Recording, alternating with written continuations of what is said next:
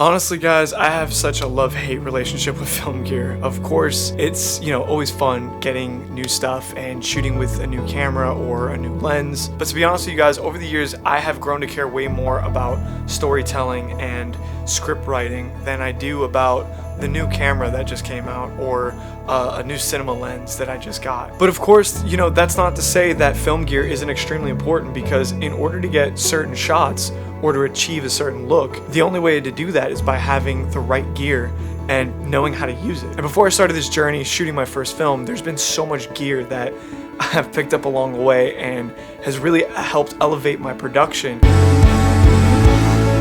So I'm not gonna lie to you guys, this is gonna be a pretty long list and this is gonna be a pretty long video, but I wanted to take a second and just talk about all the different gear that we've been using. Some stuff expensive, some stuff really cheap, and yeah, just give you guys some insight on the gear that we use to actually make a film.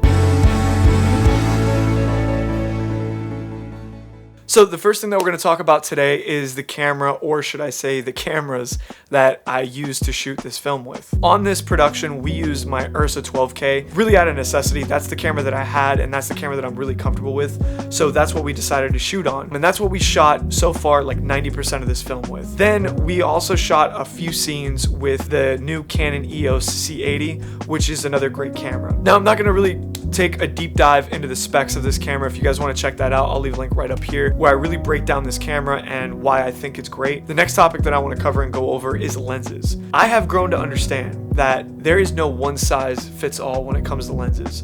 When I was first starting out, I didn't really understand the complexity and how important lens choice really is. I would always look up my favorite YouTubers and be like, oh, I love the image quality that you get. What lens did you use? But I never really thought, like, from a storytelling perspective, why are you choosing to use this lens? Why are you choosing to use this focal length? And after really paying attention to this and really thinking about the story and how to adapt the story through a lens, that really made me realize the importance of lens choice. Now, the main lenses that we used pretty consistently on this film, the Sigma Art 24 to 35 millimeter and the Sigma Art 50 millimeter prime. What I paid for these lenses and the image quality that you get is way above its weight. What I love about these lenses is that they're very sharp and they give you a good, solid image. Now, these lenses don't have a ton of character and they're a little bit more on the sharper end, and they give you a little bit more of a cleaner look, which I know right now in this day and age, it's so funny because 5-10 years ago, it was like really important to get a really nice, sharp, detailed, clean look. But now it's all about, character and anamorphic lenses and all these different things, which is great, but these lenses are not that. But when we wanted to give you a sort of dreamy, otherworldly feeling, we decided to go with anamorphic lenses. And from a storytelling perspective, we did this because anamorphic lenses have more of a stretched, kind of cinematic quality to them that has more character and could possibly represent a little bit more of a dreamlike space. With the oval shaped bokeh and the lens flaring, and they are purposefully different than the Sigma Art series, which are a little bit more clean and clinical. So whenever there was a moment in the film where we wanted to look back on the character's past, or even take you through the character's mind, this was shot using anamorphic lenses. And the anamorphic lenses that we used were the beautiful Atlas Mercury anamorphic lenses, which I absolutely love and adore. Then the other lenses that we used were the Laowa nanomorphs. But that's not all. We also used Surrey Jupiter macro lenses, and luckily enough, I have a whole set of these macro lenses ranging everywhere from 24 millimeters all the way up to 100 millimeters. And these lenses, I think, are extremely underrated.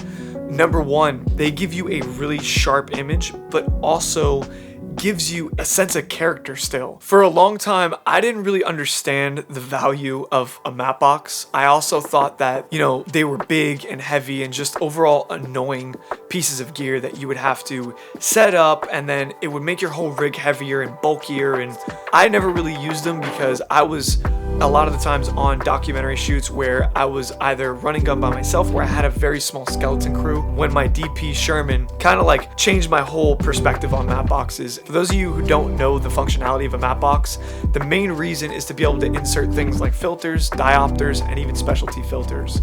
And then the next function that's extremely important that a lot of people probably overlook is the ability to flag off certain lights that might be hitting your lens and causing either unwanted lens flares or even just anything that might obstruct the image that you're trying to create. Now, the matte box that we're using on set is this one from Tilta, and what I love about this matte box is that it's pretty lightweight. You have the ability to add your filters, you have the ability to flag off whatever you need to do, and it's not absolutely overkill, which is important. Another thing that's important is that it's somewhat affordable. One major piece of gear that I felt like we brought in way too late was a follow focus. If you're running the camera and you're moving around and you're trying to nail focus, it makes it very, very hard. And that's why I think getting something like a follow focus is extremely important. And moreover than that, not just having a really good follow focus system, but also having a first AC to pull focus is something that I have grown not only a newfound respect for a first AC and the ability to have someone pulling focus, but it also just elevates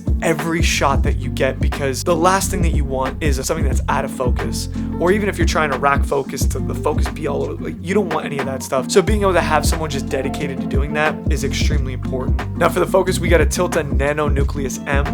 And no, none of this stuff is sponsored by Tilta. I really enjoy this product and I think it's a great product. The Nucleus Nano, if I'm being honest, loses signal a little bit too much. The Nucleus M is, in my opinion, better as far as the transmission goes, as far as just the functionality. The knob is a little bit bigger, so it's a little easier to nail focus. So if you guys are gonna have a follow focus, one thing that you're definitely gonna have is a transmitter to transmit that signal from your camera to an external monitor. And getting yourself a good transmitter is extremely important because you don't want to deal with a faulty feed or a signal that has a lot of latency. So the transmitter that we've been using has been this Axon 4K Cine transmitter, and what I like about it is that it has a very low latency signal of 25 milliseconds, which is very helpful when you're trying to nail focus. A while back I entered the world of NAS systems because I was so tired of buying hard drive after hard drive, and I'm so glad that I did because it helped me tremendously in my post-production workflow. And the NAS system that I decided to go with for this particular project was this new Zetlab's D6, and a big reason why I chose the Zetlabs is because they make NAS systems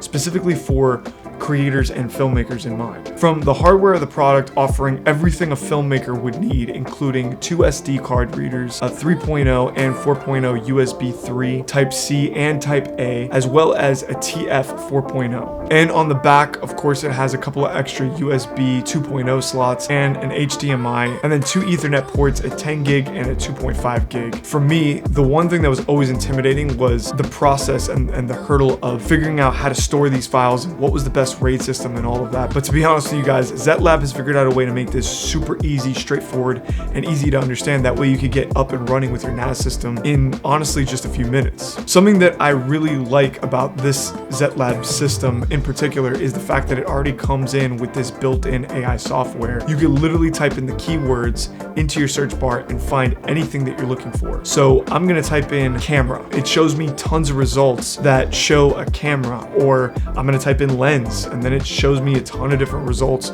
for lenses. Zetlabs also transcribes your videos for you. And of course, you could bring those transcripts over to your favorite editing software. And of course, if you guys want to check out this product, I'm gonna leave a link down below. Now, one thing that we used recently that I never really thought of bringing on set was a portable battery. And the reason why this portable battery came out so handy is because we had an outdoor shoot at a pool that we were shooting underwater with very little outlets around us, and we had to plug things into this battery to be able to power not only lights but also charge batteries while we were shooting. And the battery that we went with was this battery by Ampace. Now this battery comes with 2 power outlets, 2 USB ports, 1 USB-C port, and a car socket. I think that if you're someone who does a lot of outdoor shooting, or if you are a run and gun filmmaker, and even if you shoot something like weddings where you might be outdoors and you don't know if you're gonna be around a lot of outlets, just having this battery on hand, even if it's just like around your gear and it's charging stuff, is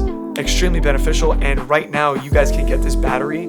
Usually it's a price of $300. They're selling it for $149. Now, speaking of batteries, I recently just made a shift with all my camera batteries to the new Small Rig line. And no, this is not sponsored by Small Rig. I just honestly, I really have enjoyed using their batteries, because so many times I went out and I bought cheap batteries before and they almost always end up breaking or not holding a charge after you know, 3, 4, 5 months. And so far of using these batteries for the last year, not only are they extremely powerful for the size that you get them in, but they all come with USB-C and USB ports, so you can plug different things into your camera rig. So if you guys are in the market for batteries, I strongly recommend the small rig batteries. Again, I'm gonna link everything down below in the description. One of the most important things on set is communication, not just between you and your DP or your DP and your gaffer, but having an open line of communication between everybody. And that is where something like this comm system comes into play. Now, there are tons of different comm systems out there that I have tried out, but by far the best one that I have used to date has been this Hollyland system. These Hollyland systems for me check all the boxes. They're reliable, they're affordable, and they're durable. And on this particular shoot where we shot this running scene for the film, me and my team relied on these so heavily because we had to coordinate the movement of 2 different cars, and all of that had to be directed, and we could not have accomplished this without these headsets for sure. Now, one thing that I use on almost every single production that we go out and shoot is a haze machine. If you guys have been following my channel for a little while now, you guys know that I love using haze. It just gives a nice diffused kind of soft look, and the way it kind of interacts with lights and makes these really cool interesting light rays just gives your frame more visual interest. But one product that me and my team have been using pretty consistently is these little portable haze machines by PMI. Now, don't get me wrong, these little portable PMI haze machines aren't going to necessarily replace, you know, the bigger haze machine that I have, but they're amazing for little touch-ups or, you know, hazing out small spaces in between takes. And we have not only used them to haze out certain areas, but we've also used them for practical effects. If you look at some of these shots from this cave scene that we shot for the film, a lot of this was driven by shooting some haze around or some smoke around an area and having me kind of go through it, which again just adds visual interest and intrigue. And the only way we were able to do this in a really controlled way was by using these haze machines. Lighting and modifiers could be one of the most important things that we're going to discuss today, and that's really just because it plays such a major factor in achieving a look that you want for your film. Now, on this film project, we're using a ton of different lights from a wide variety of brands. However, there are a few lights that we use pretty consistently and things that I would recommend to any filmmaker. My favorite light in my kit right now has got to be my Aperture 600C. It's a full 600 watt RGB light that is not only super powerful, but it's also extremely convenient. This light has the ability to connect to Sidus Link, which allows you to control the light from an app, whether that be on your phone or an iPad. And because this light is a full RGB light, this gives you a lot of different possibilities that we could explore creatively while we're on set. Now, taking a look at some more affordable options, another couple of lights that we use over and over again is the Amaran 300C and the Amaran 150C. And these are also great budget options because a lot like the 600C, they're both full colored RGB lights and coming in at a much affordable price and also a lot more lightweight. These lights have also been a workhorse for us and lights that we have used pretty consistently throughout the making of this project. And then you have these Amaran tube lights, which I highly recommend, man, just because they're so versatile in the way that you use them. And these tube lights are great to use, especially when you're in tight, confined spaces where you need to fly in a light in a pinch, which is something that we have done very consistently. And because, again, they're full RGB, you can control them from Sidus Link.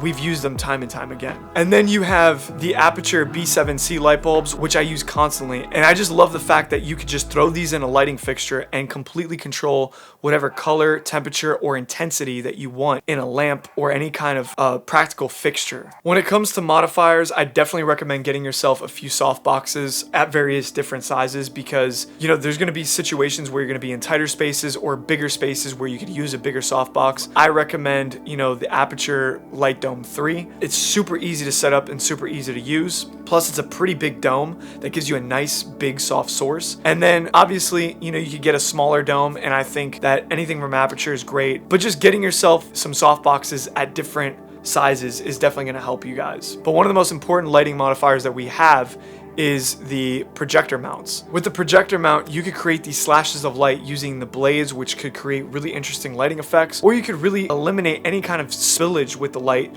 in unwanted places in your frame. We have constantly used the projector mount on every single shoot that we've been on, and something that I think has become one of the most important pieces of gear that we own. Then something that we use on every single shoot that never fails is something called negative fill. And basically what this is just black fabric that's used to help shape the light and give you shadows to your scene. And there's a few things that we use to create negative fill. The cheapest thing that you could do is buy a bunch of black fabric, which we went on Amazon, bought that stuff, sewed some of this stuff together, and created a bunch of black panels.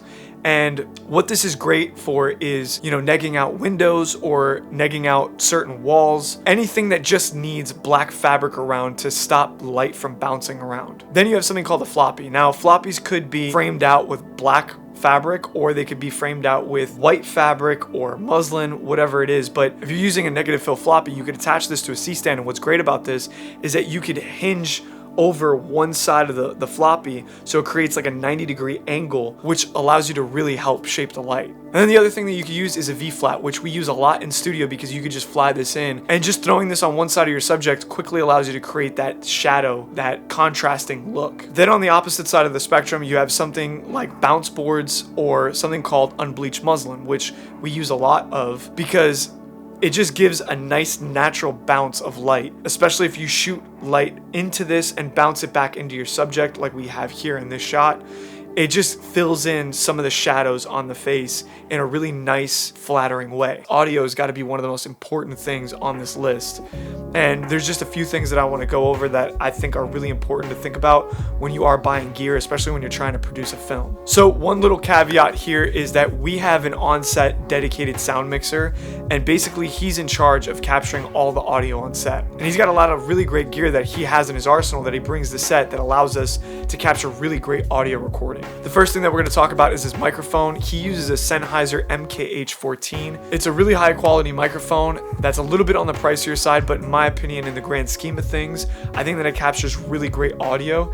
And if you're thinking about investing in a microphone, you really only have to invest in one microphone for a long time. So in my opinion, spending $1,000 on a microphone isn't crazy. Then for the lav mics, he used an AVX ME2. These are incredible lav mics, and I found what he did that was really interesting was he attached kind of like a bandage around my torso, and he was able to hide the transmitter for the lav mic inside that bandage. And then he was able to use an adhesive to the microphone, for the actual lav microphone, and he placed it right in the middle of my chest. Now, to capture all the audio from all the different sources, he used an external audio recorder, which allows you to plug in not only his shotgun mics, but all the lav mics in at one time and record them into one place. Now, the last thing that we're going to talk about today is something called DIT, and I really wish I had a whole team of people dedicated to this, but unfortunately on my set, this job is shared between me, my producer, and sometimes my assistant director. And what DIT stands for is Digital Image Technician, and pretty much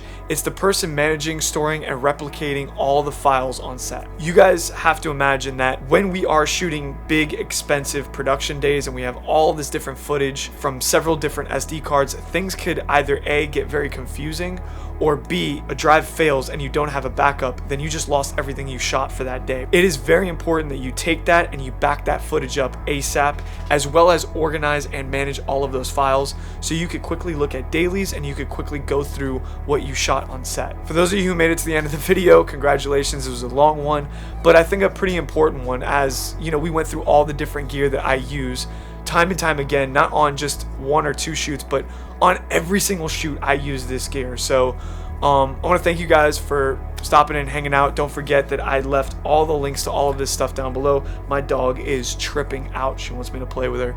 So I left all of this gear down below so you guys could check that out.